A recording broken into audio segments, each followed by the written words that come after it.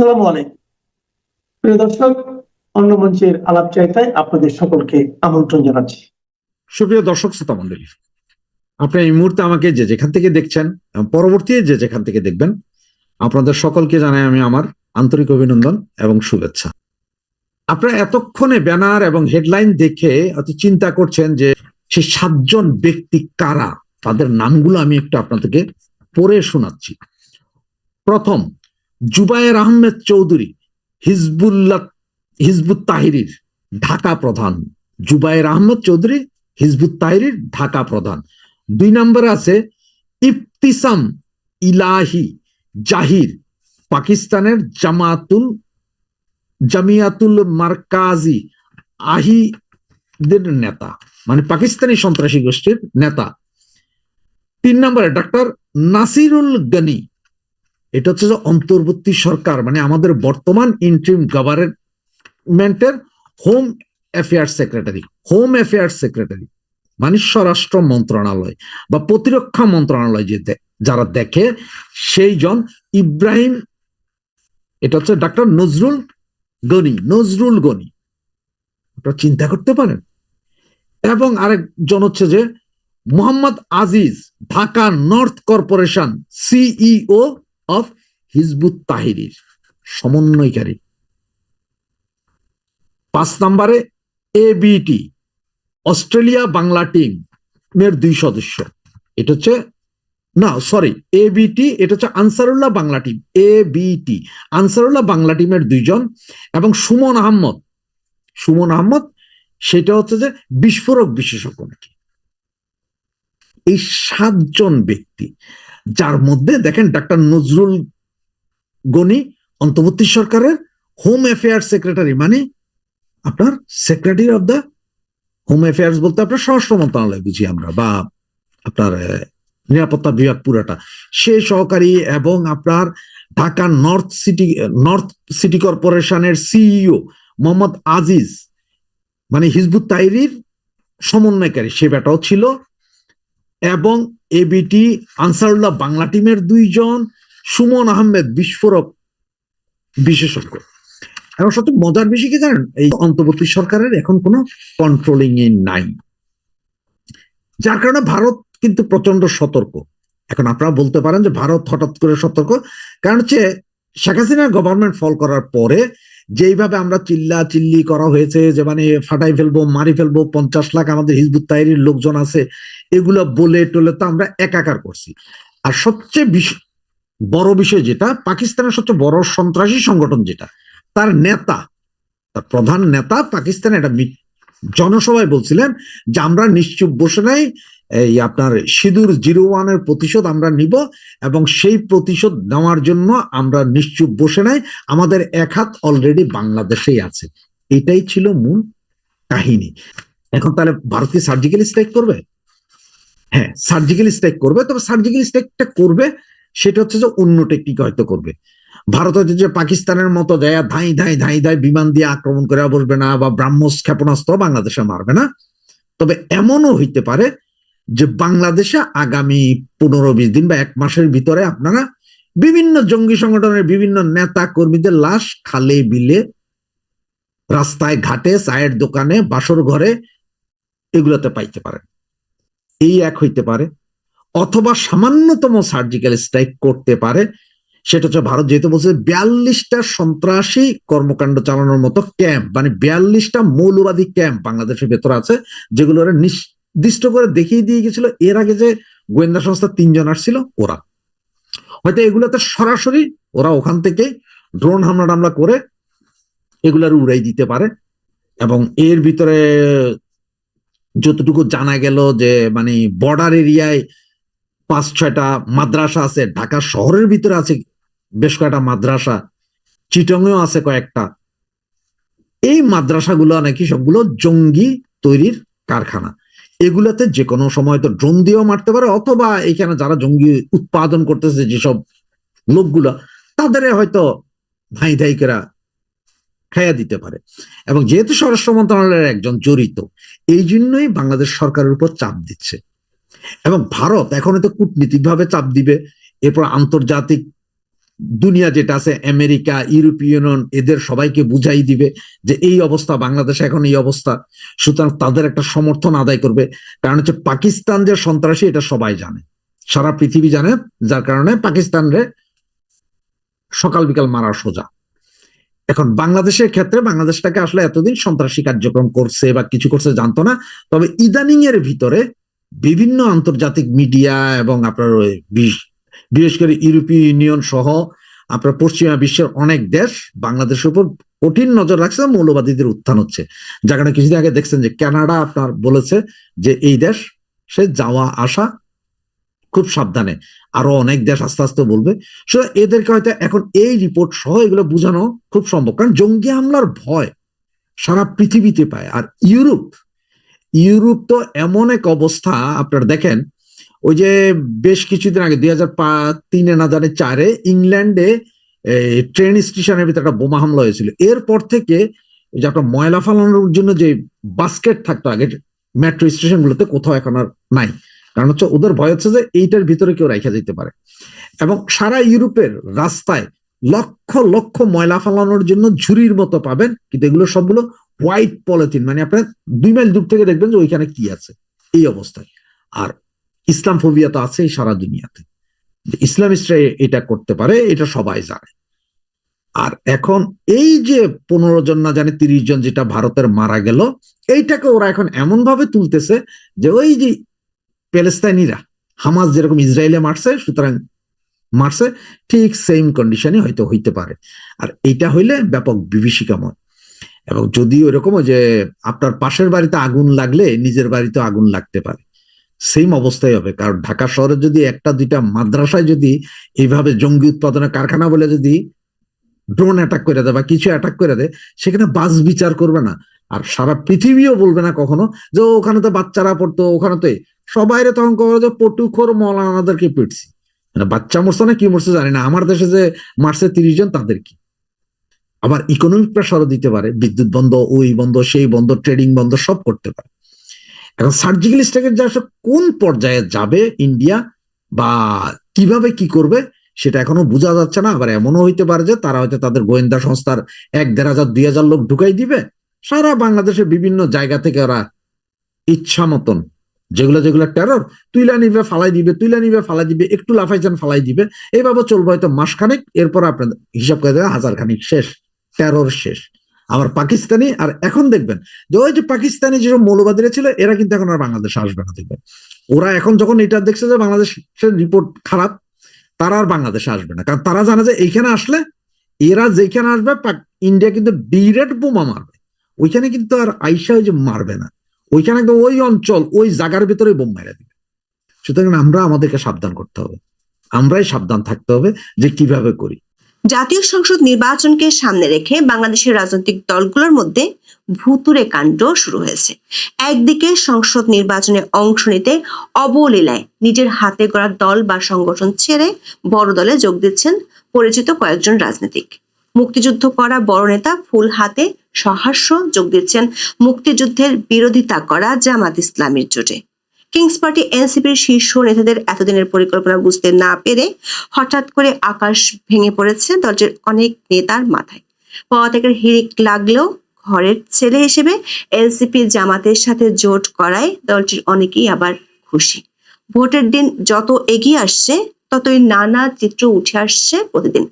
এত কিছুর মধ্যে অধ্যাপক ইউনূসের চিন্তার বলিরেখা করুণ হচ্ছে একটি ভাবনায়, ভোটারের উপস্থিতি আশাব্যঞ্জক হবে তো। গত কয়েকদিনের রাজনৈতিক দলগুলোর কার্যক্রম পর্যবেক্ষণে দেখা গেছে আগামী নির্বাচনে আওয়ামী লীগের অংশগ্রহণ না থাকায় অনেকটাই একপক্ষীয় ভোট বা আমরা মামুরা টাইপের ভোট হওয়ার আশঙ্কাই বেশি। এক্ষেত্রে অন্তর্বর্তী সরকার যথাসম্ভব ভোটারের অংশগ্রহণ বাড়াতে প্রচেষ্টা শুরু করেছে। এমন পরিস্থিতিতে অধ্যাপক ইউনূস ও তার সরকারের জন্য দুশ্চিন্তার বড় কারণ হলো কার্যক্রম নিষিদ্ধ থাকা আওয়ামী লীগ এবং দলটির সভানেত্রী শেখ হাসিনা। 28 ডিসেম্বর শেখ হাসিনা দিল্লি থেকে দলীয় নেতাকর্মীদের উদ্দেশ্যে কড়া বার্তা দিয়ে বলেছেন, আওয়ামী লীগকে ছাড়া নির্বাচন হলে সে নির্বাচনে আওয়ামী লীগের ভোটাররা ভোট দিতে যাবে না। দলটির একাধিক সূত্রে জানা গেছে, গত 2 সপ্তাহে কলকাতায় থাকা দলের 1.5 ডজন নেতাকে দিল্লিতে ডেকে নিয়ে শেখ হাসিনা নির্দেশ দিয়েছেন সামনের দিনগুলোতে কি করতে হবে। এসব কর্মসূচি শুরু হতে পারে বাংলাদেশে নিযুক্ত মার্কিন রাষ্ট্রদূত ব্রেন্ট ক্রিস্টেনসেন ঢাকায় যোগ দেওয়ার পর। 11 জানুয়ারি ব্রেন্ট ঢাকায় আসার পর রাজনৈতিক দলগুলোর সাথে বৈঠক করবেন। সূত্রগুলো বলছে, নির্বাচনের আগে আওয়ামী লীগ ইস্যুতে অন্তর্বর্তী সরকারকে আরো এক দফা বিদেশি শক্তিগুলোর সাথে বোঝাপড়ায় যেতে হবে। ত্রয়োদশ জাতীয় সংসদ নির্বাচনে মনোনয়ন জমা দেওয়ার শেষ দিন 29 ডিসেম্বর। তার আগে অনেক নাটকের মধ্য দিয়ে বড় দুটি জোটের খবর প্রকাশ হলো। সবশেষ খবর অনুযায়ী নির্বাচনমুখী দুটি ধারা তৈরি হয়েছে, একটি বিএনপি নেতৃত্বে, অন্যটি জামাতকে কেন্দ্র করে। বিএনপির সঙ্গে যুক্ত হয়েছে গণতন্ত্র মঞ্চের শরিক নাগরিক বিপ্লবী ওয়ার্কার্স পার্টি, নাগরিক ঐক্য, গণসংহতি আন্দোলন। এর বাইরে বাকি যেসব দল আছে তারা হলেন এনজিএম চেয়ারম্যান ববি হাজ্জাজ আর বিলুপ্ত বাংলাদেশ এলজিপি চেয়ারম্যান শাহাদাত হোসেন সেলিম ধানের শীষ প্রতীক নিয়েছেন। অন্যদিকে জামাত ইসলামী অনেক দিন ধরে ইসলামী দলগুলোকে নিয়ে জোট করার চেষ্টা করেছিল। এই দলগুলো হলো ইসলামী আন্দোলন, খেলাফত আন্দোলন, বাংলাদেশ খেলাফত মজলিস, নেজামে ইসলাম পার্টি, জাতীয় গণতান্ত্রিক পার্টি ও বাংলাদেশ ডেভেলপমেন্ট পার্টি। শেষ মুহূর্তের চমক হিসেবে সরকারি কিংস পার্টি বলে পরিচিত এনসিপি এবং কর্নেল অলি আহমেদের এলজিপি সেই জোটে যোগ দিয়েছে। গত 24 ডিসেম্বর গুলশানে সংবাদ সম্মেলনে কর্নেল অলি আহমেদের দল লিবারেল ডেমোক্রেটিক পার্টির মহাসচিব রেদওয়ান আহমেদ বিএনপিতে যোগ দেন। সংসদ নির্বাচনে তিনি কুমিল্লার 7 আসনে বিএনপির প্রার্থী হচ্ছেন। বিএনপি জোটে জায়গা না পেয়ে শেষ পর্যন্ত অলি আহমেদ জামাতের জোটে যোগ দিলেন। অন্যদিকে ব্যাপক গৃহদাহ লাগিয়ে এনসিপির শীর্ষ নেতারা 30টি আসনের নিশ্চয়তা পেয়ে এই জোটে যোগ দিয়েছে। যদিও দলটির একাধিক সূত্র বলছে, এনসিপি যে জামাতের সাথে জোট করবে সেটির আলোচনা শুরু হয়েছিল গত জুনে। একই সময় বিএনপির সাথে আলোচনা করলেও এনসিপির আহ্বায়ক বরাবরই জামাতের সাথে জোট করার পক্ষপাতী ছিলেন। দল থেকে পদত্যাগ করা একাধিক নেতা এই বিষয়টি হঠাৎ বুঝতে পেরে স্ট্যাটাস দিয়েছেন। পদত্যাগ করা দলটির নেতা তাজনুবা জাবিন তার পোস্টে অভিযোগ করেন, জামাতের সঙ্গে এই জোট কোনো আকস্মিক রাজনৈতিক কৌশল নয়, বরং এটি একটি সুপরিকল্পিত ষড়যন্ত্র। তিনি লিখেছেন, পুরো জুলাইকে নিয়ে রাজনৈতিক কৌশলের নাম করে তুলে দিচ্ছে জামাতের হাতে। তিনি আরো লেখেন, যেখানে এনসিপি কে জামাতের বি টিম বা অন্য দোকান বলা হয়, সেখানে আগে নিজের রাজনীতি প্রতিষ্ঠা না করে কেন ক্ষমতায় যাওয়ার জন্য জামাতকে বেছে নেওয়া হলো তা প্রশ্নবিদ্ধ। সাবেক তথ্য উপদেষ্টা মাহফুজ আলম পোস্ট দিয়ে বলেছেন, এই এনসিপির সাথে তিনি নেই। দর্শক, সরকার সমর্থকদের জোট গঠন নিয়ে এই যখন অবস্থা, তখন অন্তর্বর্তী সরকারের দুশ্চিন্তা অন্য বিষয় নিয়ে। সরকারের চিন্তা হলো অধ্যাপক ইউনূস যে ঐতিহাসিক নির্বাচনের ঘোষণা দিয়েছেন, সে নির্বাচনে ভোটার উপস্থিতি আদৌ আশাব্যঞ্জক হবে তো, নাকি 1996 সালের 15 ফেব্রুয়ারি নির্বাচনের চেয়েও কম বা তার কাছাকাছি ভোট পড়বে। এমন আশঙ্কায় সরকারের পক্ষ থেকে ভোট দিতে মানুষকে উদ্বুদ্ধ করতে প্রচারণা নামার পরিকল্পনা করা হয়েছে। যদিও এরই মধ্যে সংস্কৃতি মন্ত্রণালয় থেকে বেশ কিছু টিকটক গোছের ভিডিও বানিয়ে উল্টো হাস্যরসের জন্ম দিয়েছে। দর্শক, অন্তর্বর্তী সরকার এই চিন্তা বাড়িয়ে দিচ্ছে কার্যক্রম নিষিদ্ধ থাকা আওয়ামী লীগ, বিশেষ করে দিল্লিতে থাকা দলটির সভানেত্রী শেখ হাসিনা। দর্শক, গত 12 মে থেকে সরকার নির্বাহী আদেশে আওয়ামী লীগের কার্যক্রম নিষিদ্ধ আছে। নির্বাচন কমিশন দলটির নিবন্ধন স্থগিত করে রেখেছে। সরকার দপ্তর থেকে বলা হয়েছে, আওয়ামী লীগ আগামী 12 ফেব্রুয়ারি নির্বাচনে অংশ নিতে পারবে না। এমন পরিস্থিতিতে অনেকদিন ধরে গণমাধ্যম সহ জনপরিসরের আলোচনার একটি বিষয় হলো, আওয়ামী লীগ যেহেতু নির্বাচনে অংশ নিতে পারছে না, সেক্ষেত্রে আওয়ামী লীগের সমর্থক ও ভোটাররা কি করবে। এমনকি সরকার সমর্থক এনসিপির নেতারা অভিযোগ করেছেন, বিএনপি ও জামাতের মধ্যে আওয়ামী লীগের ভোটারদের ভোট পেতে প্রতিযোগিতা চলছে। 28 ডিসেম্বর বাংলাদেশের সাবেক প্রধানমন্ত্রী শেখ হাসিনা তার দলের নেতাকর্মীদের উদ্দেশ্যে একটি অডিও বার্তা দিয়েছেন, যেখানে তিনি বলেছেন, আগামী নির্বাচনে আওয়ামী লীগকে অংশগ্রহণ করতে না দেয় দলটির ভোটাররা কি করবেন তা নিয়ে। শেখ হাসিনা দাবি করেছেন, আওয়ামী লীগকে নির্বাচনে অংশ নিতে দিলে আওয়ামী লীগ ভোটে জিতে যাবে, এই ভয়ে বাংলাদেশের অন্তর্বর্তী সরকার আওয়ামী লীগ ও ছাত্রলীগকে নিষিদ্ধ করেছে। তিনি বলেছেন, আওয়ামী লীগ নির্বাচনে অংশ নিতে চায়, কিন্তু আওয়ামী লীগকে নির্বাচনে অংশ নিতে দেয়া হচ্ছে না। আওয়ামী লীগ নির্বাচন বয়কট করছে না। দর্শক, বাংলাদেশের সংসদীয় গণতন্ত্রের ইতিহাসে 1991 সাল থেকে 2008 সাল পর্যন্ত 4টি নির্বাচন সবচেয়ে বেশি অবাধ, সুষ্ঠু ও নিরপেক্ষ বলে প্রায় সব মহলে বিবেচিত হয়। 1991 সালে আওয়ামী লীগ পেয়েছিল 30.1% ভোট। শতাংশের হিসেবে ভোট কম পেলেও তখন বিএনপি সরকার গঠন করেছিল। 1996 সালে আওয়ামী লীগ বিজয়ী হয় 37.4% ভোট পেয়ে। 2001 সালে বিএনপি পেয়েছিল 40.98% ভোট এবং তারা জিতে নেয় 193টি আসন। অন্যদিকে আওয়ামী লীগ পেয়েছিল 40.2% ভোট, কিন্তু তারা মাত্র 62টি আসনে জয়ী হয়। 2008 সালের নির্বাচনে আওয়ামী লীগ পেয়েছিল সর্বাধিক 48.04% ভোট এবং তারা জয়লাভ করে 230টি আসনে। বিএনপি পেয়েছিল 33.2% ভোট এবং তারা পেয়েছিল মাত্র 30টি আসন। দেখা যাচ্ছে 1991 সাল থেকে আওয়ামী লীগ কখনোই 30% নিচে ভোট পায়নি। শুধু আওয়ামী লীগ নয়, ভোটের মাঠে নামতেই পারছে না 14 দলীয় জোটের শরিকরা। জাসদ এবং ওয়ার্কার্স পার্টিতে খবর নিয়ে জানা গেছে, নির্বাচন করার আগ্রহ থাকলেও ভোটের মাঠে নামতে পারছে না তারা। জাতীয় পার্টি নির্বাচনে অংশগ্রহণ করার কথা জানিয়েছে, প্রার্থী ঘোষণা করেছে জাতীয় পার্টি আনিসুল ইসলাম মাহমুদের অংশটিও। তবে সূত্রগুলো বলছে শেষ পর্যন্ত জাতীয় পার্টি ভোটের মাঠ থেকে নিজেদের সরিয়ে নিতে পারে, যেমনটা এরই মধ্যে ঘোষণা দিয়েছেন কাদের সিদ্দিকী। জাতীয় পার্টি জিএম কাদের অংশের মহাসচিব ব্যারিস্টার শামীম হোসেন পাটোয়ারি এরই মধ্যে সে ইঙ্গিত দিয়েও রেখেছেন, জানিয়েছেন লেভেল প্লেইং ফিল্ড না হলে তারা নির্বাচন থেকে বেরিয়ে যাবেন। সূত্রগুলো বলছে, অন্তর্বর্তী সরকারের দুশ্চিন্তা হলো ভোট কাস্টিং নিয়ে। আওয়ামী লীগ সহ 14 দলের নেতারা জোটবদ্ধ হয়ে নিজ নিজ দলের ভোটারদের ভোট দিতে না করে দিলে বিপাকে পড়বে সরকার ঐতিহাসিক নির্বাচন। আওয়ামী লীগের একাধিক সূত্র থেকে জানা গেছে, ইতিমধ্যে দলটির নেতাদের উদ্দেশ্যে বার্তা পৌঁছে দেওয়া হয়েছে। দলীয় সিদ্ধান্ত অনুযায়ী আওয়ামী লীগ ও এর অঙ্গ সংগঠনের কোনো নেতা নির্বাচনে স্বতন্ত্র হিসেবেও অংশ নিতে পারবে না। এর বাইরে সংসদ নির্বাচনকে ঘিরে দলটি শিগগিরই কর্মসূচি ঘোষণা করতে পারে। আওয়ামী লীগ বিহীন নির্বাচনের বিরুদ্ধে দলটি বড় ধরনের শোডাউন শুরু করবে 20 জানুয়ারির পর থেকে। দলটির একাধিক সূত্র বলছে, সারা দেশে একযোগে মিছিল করার পরিকল্পনা রয়েছে দলটির। গত 2 সপ্তাহে 3 দফায় দলটির প্রায় 1.5 ডজন নেতা শেখ হাসিনার সাথে দিল্লি গিয়ে বৈঠক করেছেন। সেসব বৈঠকে তাদেরকে নির্দেশনা দেওয়া হয়েছে। সূত্রগুলো বলছে, আওয়ামী লীগের একটি দল মার্কিন যুক্তরাষ্ট্রে বাংলাদেশে নিযুক্ত নতুন মার্কিন রাষ্ট্রদূতের সাথে বৈঠক করেছে। মার্কিন রাষ্ট্রদূত বাংলাদেশে আসবেন 11 জানুয়ারি। দায়িত্ব নেওয়ার পর ব্রেন ক্রিস্টেনসন বাংলাদেশের রাজনৈতিক দলগুলোর সাথে বৈঠক করবেন। জানা গেছে, এই বৈঠকের অংশ হিসেবে তিনি দেশে থাকা কয়েকজন আওয়ামী লীগ নেতার সাথেও বৈঠক করবেন। ওই বৈঠকের পরে আওয়ামী লীগের বড় ধরনের কর্মসূচি শুরু হবে। সাথে যোগ দিবে 14 দলীয় জোট। জোটের 3 জন নেতা বলেছেন, এর প্রতিবাদে নিজ নিজ দলের ভোটারদের ভোট না দেওয়ার প্রচারে নামবে ব্যাপকভাবে। আওয়ামী লীগের নেতাদের ধারণা, 15 জানুয়ারির পর থেকে ব্যাপক শোডাউন করতে পারলে আন্তর্জাতিক কমিউনিটিও নির্বাচন থেকে মুখ ফিরিয়ে নিতে পারে। এতে করে অন্তর্বর্তী সরকার নির্বাচন আয়োজন প্রশ্নের মুখে পড়বে। শেষ পর্যন্ত সরকার সমর্থক 2 জোটের মধ্যে সীমাবদ্ধ নির্বাচনে আদৌ ভোটারদের আগ্রহ কতটুকু থাকে, সেটাই হয়তো সামনের দিনগুলোতে বড় প্রশ্ন হয়ে দেখা দিবে।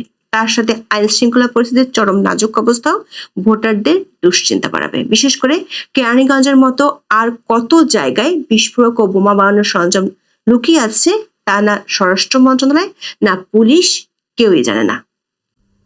এনসিপি এবং জামায়াতের জোট ঘোষিত হয়েছে গতকাল। নির্বাচনী সমঝোতা, এভাবে তারা বলছেন। শুধু এনসিপি না, জনাব ওলি আহমেদের নেতৃত্বাধীন এলডিপি জামায়াতে ইসলামী জোটের সাথে যুক্ত হচ্ছে। আমি এবি পার্টিকে দেখলাম না, আমার ধারণা ছিল এবি পার্টিও তাদের সাথে যাচ্ছে না। আমি নিশ্চিত নই এবি পার্টি তাদের আলোচনা এখনো শেষ করতে পারেননি, এমন কোনো পরিস্থিতি হয়েছে কিনা। যাই হোক, এনসিপির ভেতরে যা যা হচ্ছে তার ভবিষ্যৎ কি হতে পারে। এবং একটা ইন্টারেস্টিং তথ্য, গতকালই আমি একটা টকশোতে শুনে আসলাম যে সরকারের কেউ নাকি খুব চেয়েছিল বা কেউ খুব চেয়েছিল এনসিপি জামাতের সাথে যাক। কি ঘটলো আমরা দেখলাম। জামায়াতে ইসলামের পক্ষ থেকে একটা সংবাদ সম্মেলন করা হলো, সেখানে ঘোষণা দেওয়া হলো। এরপর এনসিপির পক্ষ থেকে জনাব নাহিদ ইসলাম, জনাব আক্তার, হাসনাত আবদুল্লাহ তারা একটা সংবাদ সম্মেলনে আসেন এবং আক্তার এবং নাহিদ কথা বলেন। আমি যে যুক্তি তারা দিয়েছেন এটাকে আসলে ভ্যালিড রিজন বলে মনে করি না। এগুলো প্রত্যেকটা আদতে নির্বাচনী সমঝোতা জিততে চাওয়া, সংসদে যেতে চাওয়া, এটাকে আমি খারাপভাবে দেখছি না। কিন্তু যেটা হয়, রাজনীতিবিদরা পেটের কথা মুখে সবসময় বলে ফেলেন না, তারা তাদের অন্য একটা ন্যারেটিভ সামনে আনেন। তো জনাব নাহিদ যে ন্যারেটিভ এনেছেন সেটা হচ্ছে এইরকম, তিনি বলছেন তারা সারা দেশ থেকে লোকজনের কাছ থেকে নমিনেশন যারা নিতে চায় তাদেরকে আহ্বান জানিয়েছেন, তারা এসছেন। একটা পর্যায়ে তাদের তিনটা দল, আমরা জানি এবি পার্টি, এনসিপি এবং রাষ্ট্র সংস্কার আন্দোলন, এই তিনটা দল মিলে একটা গণতান্ত্রিক সংস্কার জোট নামে একটা জোট করেছিল, সংস্কারকে হাইলাইট করে। তার পরবর্তীতে উনি বলতে চাইছেন, ওনার বক্তব্য থেকে আমি বলছি যে ওসমান হাদি যখন হত্যাকাণ্ডের শিকার হলেন তখন সব প্রেক্ষাপট পাল্টে গেল, নানা রকম সংশয়, এই বুলেট তাদের দিকে বা অন্য কারো দিকে আসতে পারে। এই প্রেক্ষাপটে তারা বলছেন যে নির্বাচনটা যেন সঠিক হয়, ঠিক হয় এবং প্রতিদ্বন্দ্বিতাপূর্ণ হয়, সে কারণেই তারা মনে করেছেন এই জোটটা করা দরকার। আই এম নট কনভিন্সড, একেবারেই নই। এমনিতেই যদি বলি, আসলে একটা দল ডিসিশন নিয়েছে তারা এবারই যতটা সম্ভব ভালো করতে চায় নির্বাচনে, সংসদে যেতে চাইলে মানে পারলে সংসদে যেতে চান, সুতরাং তারা বিএনপির সাথে আলোচনা করবেন, জামায়াতের সাথে আলোচনা করবেন, এটাই স্বাভাবিক ছিল। আসলে এই ন্যারেটিভটা তৈরি করতে হচ্ছে, কারণ হলো যতই হাস্যকর শোনাক, কারণ হচ্ছে তারা নয়া বন্দোবস্তের কথা বলছিলেন, তারা জামায়াতের বিরুদ্ধে আসলে খুবই খুবই টাফ কথাবার্তা বলছিলেন রিসেন্ট টাইমসে, খুবই টাফ কথাবার্তা, তাদের ৭১-এর ভূমিকা নিয়ে, তাদের ধর্মভিত্তিক ফ্যাসিবাদ নিয়ে গুরুত্বপূর্ণ নেতারা কথা বলেছেন। ইভেন জনাব নাহিদ ইসলাম বলছেন যে সংস্কারের ব্যাপারে বা জামায়াত ইসলামী হোক, এনসিপির যারা এটার পক্ষে আছেন, এই নির্বাচনী সমঝোতার পক্ষে আছেন, তারা বলার চেষ্টা করছেন আসলে সংস্কারের মতো ইস্যুতে তাদের খুবই ঐক্যমত্য রয়েছে। আমরা নিশ্চয়ই ভুলে যাইনি যেদিন জুলাই সনদ স্বাক্ষরিত হয়, যেখানে এনসিপি যায়নি, সেখানে জামায়াত ইসলামী যাওয়ার পর জনাব নাহিদ ইসলাম একটা স্টেটাস দিয়েছিলেন যেখানে খুব কঠোরভাবে এই সংস্কারের সব কিছু ধ্বংস করার জন্য তিনি জামায়াতকে দায়ী করেছিলেন। জামায়াত এই লোয়ার হাউসে পিআরের মতো আলোচনাকে সামনে এনে সব কিছু শেষ করেছে সংস্কারকে। সুতরাং সংস্কারের ব্যাপারে জামাতের প্রতি কঠোর অভিযোগ এনসিপিরই ছিল, সেই জায়গা থেকে তারা এখন বলছেন এটা নাকি তাদের মিল আছে। যাই হোক, আমি জাস্ট কথাগুলো সামনে এনে রাখলাম। আমি বারবার বলছি, যেভাবে বলা হচ্ছে এতেও দোষের কিছু নাই, সারা পৃথিবীতে এই ধরনের চর্চা আছে, কিন্তু আমাদের এই অঞ্চলে তো আছেই। আমরা ঠিক একেবারে সঠিক ভেতরে যে কথা আছে, যে কারণ আছে, সেটা তো বলবো না। প্রধান কারণ, আবারও বলছি, এনসিপি চায় এই নির্বাচনেই জিতে সংসদে যেতে। সেটার জন্য তারা বিএনপির সাথে আলোচনা করেছিল, ফলপ্রসূ হয়নি, তারা এখন জামাতের সাথে গেছেন। কিন্তু এই যে জামাতের সাথে গেলেন, এটা নিয়ে খুব গুরুত্বপূর্ণ দুটো তথ্য একটু দিতে চাই। আর এটাও কথা বলবো যে এনসিপিকে ভেঙে নতুন কোনো দল হতে পারে কিনা সেটাও। আচ্ছা, জামাতের সাথে যাওয়া নিয়ে যদি বলি, সেটার খুব ইন্টারেস্টিং একটা অভিযোগ বলবো। আমি আঙ্গুল তুলেছেন ডক্টর তাসনুভা জাবিন, খুব দীর্ঘ একটা স্টেটাস দিয়েছেন। আমি আপনাদেরকে অনুরোধ করবো পুরো স্টেটাসটা একটু পড়ে ফেলবেন।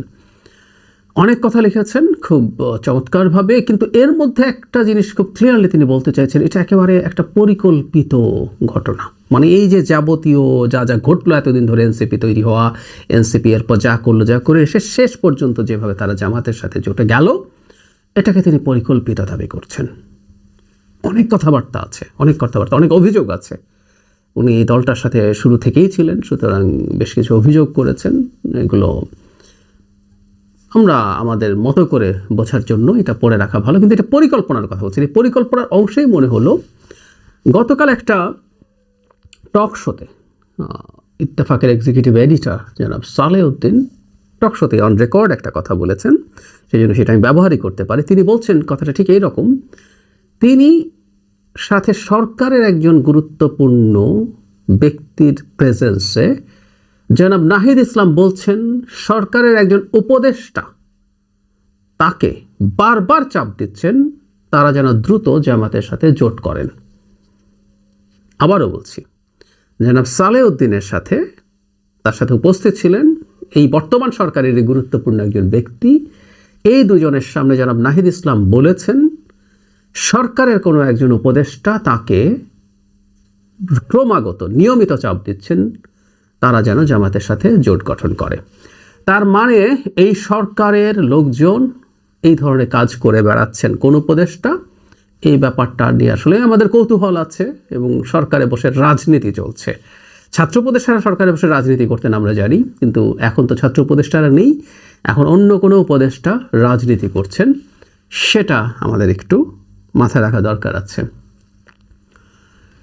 যে কথাটা বলছিলাম, এনসিপি ভেঙে যেতে পারে কিনা, খুবই সম্ভাবনা আছে। আমরা গতকালই দেখেছি 30 জনের স্টেটমেন্ট, আরও অন্যান্য সদস্যরা এনসিপির বিরুদ্ধে কথা বলছেন, সিদ্ধান্তের বিরুদ্ধে কথা বলছেন। গতকালই আমার সাথে একটা টকশোতে এনসিপির একজন নেত্রী সিদ্ধান্তগুলো উনি পদত্যাগ করেননি, কিন্তু উনি সিদ্ধান্তগুলো পছন্দ করছেন না। তিনিও নির্বাচনের জন্য চেষ্টা করছেন। এখন নির্বাচনের মূল সংকটের জায়গা যেটা, তাসরিমা জামিনের স্টেটাসেও ছিল যে তাদের যখন এক্সিকিউটিভ কমিটির মিটিং হয় তখন এই কথা ছিল না যে আসনগুলো তারা পাবেন তার বাইরের সিটগুলোতেও প্রার্থী থাকতে পারবে না। ব্যাপারটা এরকম যে তারা সব জায়গায় প্রার্থী দেবেন, এরকম আলাপ হয়েছিল। এবং যখন মানে এনসিপির দিক থেকে এটাকে শুধু একটা নির্বাচনী জোট বলা হয়, কথাটা আসলে খুব সোজা না, তাই না? কারণ হচ্ছে যখন জোট হয় তখন এনসিপি 30টা আসনে নমিনেশন পেল, ইসলামী আন্দোলন এর চাইতে বেশি পাবে। এটা কতটুকু পাবে আমরা নিশ্চিত না, বেশি হবেই। তো এর এনসিপি তার সিটের বাইরে তার কোথাও ক্যান্ডিডেট দিচ্ছে না, তাকে কাজ করতে হবে অন্য দলগুলোর জন্য, জামায়াত ইসলামী, ইসলামী আন্দোলন সহ যারা প্রায় সবই তো আসলে ইসলামিস্ট দল, তাদের যে প্রার্থী আছে তাদের পক্ষে এনসিপিকে ক্যাম্পেইন করতে হবে। এনসিপির পক্ষে তারাও ক্যাম্পেইন করবে, এদের ক্ষেত্রেও তাদেরকে করতে হবে। ফলে যেটা দাঁড়ালো, এনসিপি যে বলছে এটা আদর্শিক না, টু সাম এক্সটেন্ট এটা ওইদিকে চলে যায়। জামাত তার নিজস্ব চিন্তা আছে। এই জোটে জামাতের বাইরে এমন রাজনৈতিক দল আছে যারা কোনো নারী অ্যাঙ্কার থাকলে সেই টকশোতে আসেন না, যাদের সংবাদ সম্মেলনে কোনো নারী সাংবাদিক প্রবেশ করতে পারেন না। সো এনসিপিকে এখন এইসব প্রার্থীর পক্ষেও সেসব এলাকায় কাজ করতে হবে। তাহলে আমরা বুঝতে পারছি এটাকে এত হালকাভাবে দেখা ঠিক হবে না। যাই হোক, যেটা বলছিলাম ভেঙে পড়তে পারে কিনা, তার মানে যেটা দাঁড়ালো যে অনেকে তো নির্বাচন করতে চাইতেন, যে জামাত তাদেরকে ছাড় না দিল। এখন যেটা হতো সেটা হচ্ছে না, বেরিয়ে এসে কেউ স্বতন্ত্র নির্বাচন করছেন আর কেউ নির্বাচনই করছেন না। পরিস্থিতি এখন ওই জায়গায় চলে গেছে। তাসরিমা জামিনের কথা বলছিলাম, তিনি পদত্যাগ করছেন, কিন্তু তিনি পরবর্তীতে স্ট্যাটাস দিয়ে জানিয়েছেন তার রাজনীতি কিন্তু শেষ না। একইভাবে যারা পদত্যাগ করবেনও, তাসলিম যারা কোনো দলে যাননি কিন্তু তিনি নির্বাচন করছেন, ভেরি মাচ পলিটিক্যাল অ্যাক্টিভিটি। এবং যারা বেরিয়ে আসবেন তারা একটা দল করতেও পারেন। যারা মাহফুজ আলম একটা স্ট্যাটাস দিয়েছেন, সেই স্ট্যাটাসের ভিত্তিতে আমরা এভাবে কথা বলতে পারি। মাহফুজ আলমের স্ট্যাটাসে খুবই ইন্টারেস্টিং একটা জিনিস আছে, সেটা হচ্ছে আমরা প্রায় বলতাম তিনি সরকারে বসে আদতে ছাত্রদের দল তৈরির পেছনে কাজ করছেন, এবং দল তৈরি হয়ে যাওয়ার পর তিনি তাদেরকে নানাভাবে সরকারে থেকে নানাভাবে ইনভলভ থাকছেন। এটাকে আমরা আনএথিক্যাল বলছিলাম। খেয়াল করি উনার স্ট্যাটাসে এটা আছে, নাগরিক কমিটি ও এনসিপি জুলাইয়ের গঠনমুখ সারির নেতৃত্বে সংগঠিত হয়েছিল। এ দুটি সংগঠনে আমার জুলাই সহযোদ্ধারা থাকায় গত 1.5 বছর, একটু মন দিয়ে শুনবেন, আমি চাহিবা মাত্র তাদেরকে পরামর্শ, নির্দেশনা এবং পলিসিগত জায়গায় সহযোগিতা করেছি। একদম ক্লিয়ারলি বলছেন উনি এই দল তৈরির পেছনে ক্রমাগত কাজ করে গেছেন। বহুবার বলেছি আমরা। 2-এ তিনি অনেক কিছু বলছেন, নানান রকম ভালো ভালো কথাবার্তা ছিল, রাজনৈতিক অর্থনৈতিক বন্দোবস্ত, ফ্যাসিবাদের বিরুদ্ধে সাংস্কৃতিক লড়াই, সামাজিক ফ্যাসিবাদ, ব্লা ব্লা ব্লা, এগুলো উনি বলেছেন, কিন্তু ওরা সহযোদ্ধারা এগুলো ধারণ করতেন। এরপর খেয়াল করে উনি লিখছেন এনসিপিকে একটা বিগ জুলাই আমব্রেলা আকারে স্বতন্ত্র উপায়ে দাঁড় করানোর জন্য আমি সকল চেষ্টাই করেছি, কিন্তু অনেক কারণেই সেটা সম্ভব হয়নি। এনসিপিকে দাঁড় করানোর চেষ্টা মাহফুজ আলম করছেন সরকারে বসে বসে। স্বীকৃতি দিলেন, তাকে ধন্যবাদ। সো আমরা এতদিন যে অভিযোগগুলো করেছি এগুলো মোটেও ভুল ছিল না, অনেকেই জানতেন। যে একেবারে এটা ইস্যু না, ইস্যু হচ্ছে তিনি আসলে এই দলে যাচ্ছেন না এরকম বলছেন। আবার একটা পত্রিকায় এরকম নিউজ এসছে জনাব আসিফ এবং জনাব মাহফুজকে কোনোভাবে জামাত নমিনেশন দিতে চায় না। যারা আসিফের বিরুদ্ধে দুর্নীতির অভিযোগ আছে, আমি আবারও বলছি অভিযোগ আছে, এরকম বলা হয়েছে। আর যারা মাহফুজ মওদুদিবাদের বিরুদ্ধে, জামাতের বিরুদ্ধে খুব টাফ কথাবার্তা বলেছেন এসব কারণে। তো যাই হোক, সেজন্যই কিনা বা নিজে না আমি জানি না, কিন্তু তার লাস্ট প্যারাগ্রাফের 2টো লাইন এরকম, নূতন রাজনৈতিক অর্থনৈতিক বন্দোবস্ত সম্ভব ও বাস্তব, বিকল্প মধ্যপন্থী তরুণ ও জুলাই শক্তির উত্থান অত্যাসন্ন। আগেও তিনি বলছেন এটা শেষ হয়ে যায়নি এদের সম্ভাবনা। তো তাহলে বিকল্প মধ্যপন্থী, আসলে এই জামাতের সাথে যাওয়ায় সবচেয়ে বেশি রিয়্যাক্ট করছেন এনসিপির মধ্যপন্থী এবং কিছু বামপন্থী মানুষ আছেন। তারা আদতে শেষ পর্যন্ত কতদিন আর দলে থাকতে পারবেন আমি নিশ্চিত নই, কারণ আমি মনে করি এই জোটটা লম্বা হতে যাচ্ছে।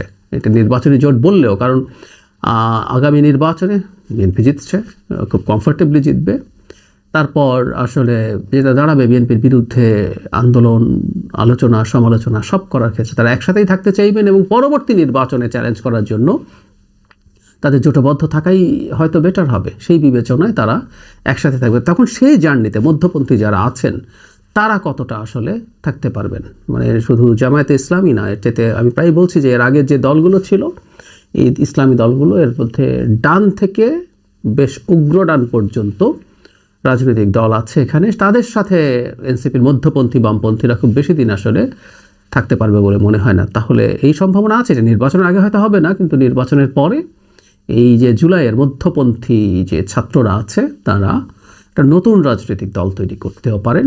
আর এনসিপির যে অংশটা এখানে থেকে যাবে, আমি মনে করি না এই অংশটা খুব বেশি থ্রাইভ করবে। এই অংশটা আসলে আস্তে আস্তে দুর্বল হয়ে পড়বে, দুর্বল হতে থাকবে। আমি গতকালের ভিডিওতে এটা বলার চেষ্টা করেছি, এটাকে খুব বেশি শক্তিশালী হয়ে উঠতে জামাত দেবে না তার নিজের স্বার্থে, কারণ তাকে ছাপিয়ে চলে যাওয়ার সম্ভাবনা থাকবে। বরং জামাতের একটা যে সারাক্ষণ ধর্মীয় জোট, পুরোটাই একটা ধর্মীয় জোট, এটাকে বিএনপি বাইনারিতে কনভার্ট করে ফেলতে পারতো ইলেকশনে এনসিপিকে নেওয়ার মাধ্যমে, সেটা খানিকটা চাপা দেওয়া গেছে এবং ইন্টারন্যাশনাল কমিউনিটির সামনেও দেখানো যাবে যে এটা ঠিক সেই অর্থে ধর্মীয় দল বা ইসলামী দলের একটা জোট না, এর বাইরেও মধ্যপন্থী মধ্যডান দলটল আছে, এটার বেনিফিটটা তারা নিয়ে নিতে পারলো। সো জামাত গেইন করেছে, এনসিপির জন্য ভালো কিছু হয়নি, যদিও সব কিছু ভবিষ্যতই বলবে।